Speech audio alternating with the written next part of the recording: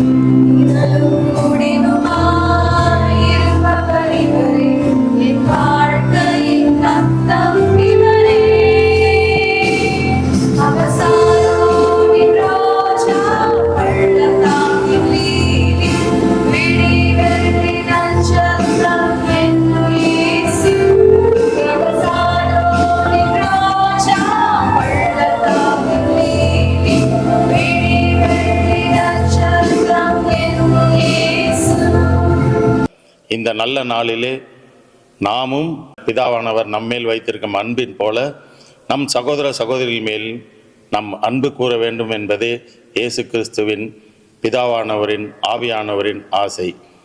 அதுபோல நாமும் மற்றவர்களை அன்பு செய்ய இந்த நாளில் உறுதி கொள்வோமாக.